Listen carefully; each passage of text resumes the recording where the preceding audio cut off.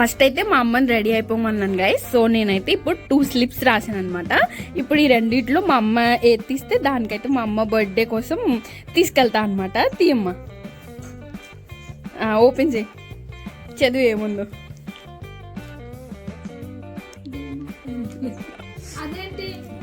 ఇది కూడా ఓపెన్ చేసి చూసుకో.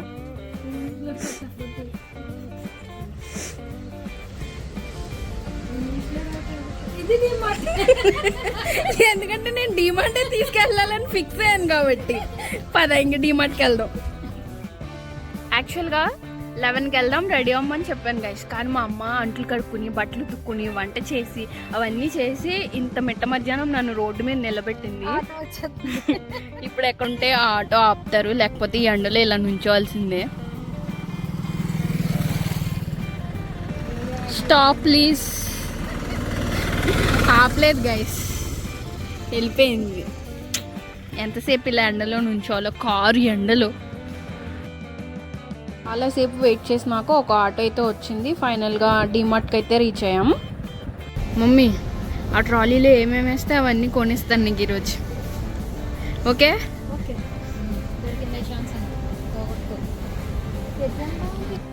ఇది మా అక్క గైస్. కాకపోతే ఇది వేసుకున్న డ్రెస్కి నాకు ఎటువంటి సంబంధం లేదు. నేను వేసిన డైలాగ్కి కన్ఫ్యూజన్లో మా అమ్మకి అసలు ఏం కొనాలో ఏం చూడాలో కూడా తెలియట్లేదు గైస్. నడుచుకుంటూ అలాగే వెళ్ళిపోతుంది.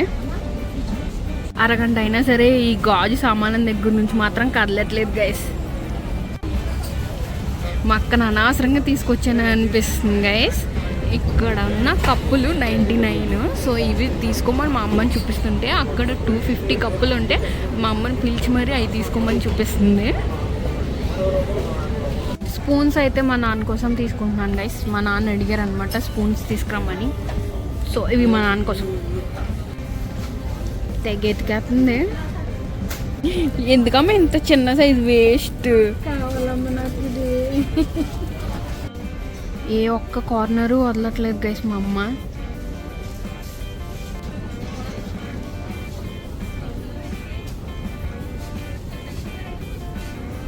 అమ్మా, ఇంట్లో అన్ని డోర్ మ్యాట్లు ఉన్నాయి, ఇక్కడ ఎందుకే ఓ ఎత్తుకెత్తున్నావా?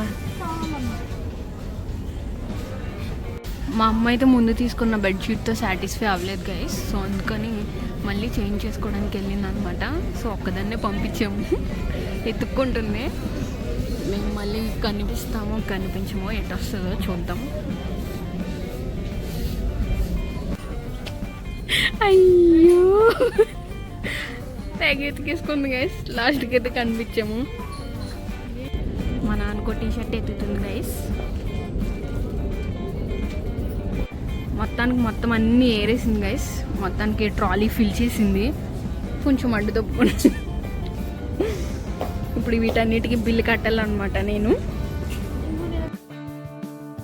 అన్నీ సెలెక్ట్ చేసుకున్నాక ఇంకా ఫైనల్గా బిల్ వేయించడానికి బిల్లింగ్ కౌంటర్ దగ్గరికి వచ్చి ఒక్కొక్క ఐటెం పైన పెడుతుంటే ఎంతసేపు అయినా అవ్వట్లేదు గైస్. ఒక్కొక్క ఐటెం తర్వాత ఒక్కొక్కటి వస్తూనే ఉన్నాయి. మా అమ్మని ఏదో అనుకున్నాను, డబ్బులు అయిపోతాయి కదా అని ఆలోచిస్తుందేమో అనుకున్నాను, కానీ దొరికిందే ఛాన్స్ అని ఇంకా కొంటూనే ఉందన్నమాట. బిల్ అయితే భారీగానే చేసింది. డీమార్ట్కి వెళ్ళిన ప్రతిసారి కొత్త బ్యాగులు కొనకండి గైస్. ఆల్రెడీ కొన్న బ్యాగుల్ని పట్టుకెళ్ళడం నేర్చుకోండి, డబ్బులు సేవ్ చేసుకోండి.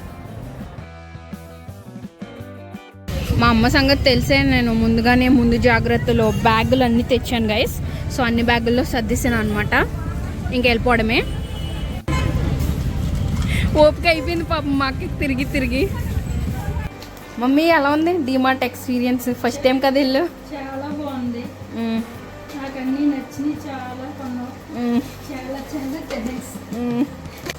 ఇంకోసారి వెళ్తావా డీమార్ట్కి?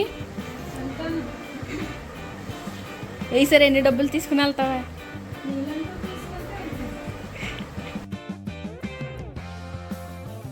చాలా వస్తువులే కొన్నది గైస్.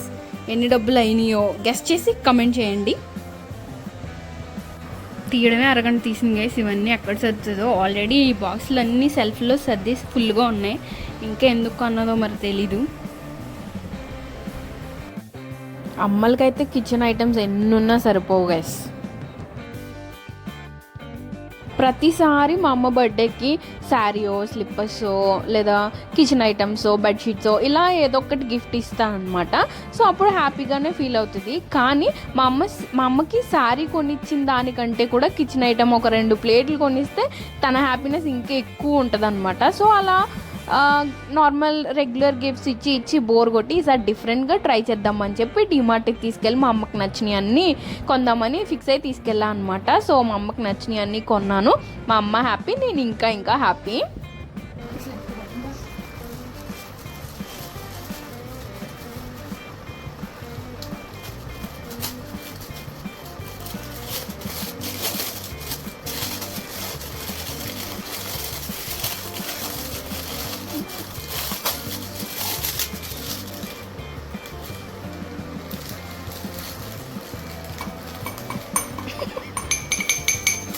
ఆడుకుంటున్నాం మమ్మీ.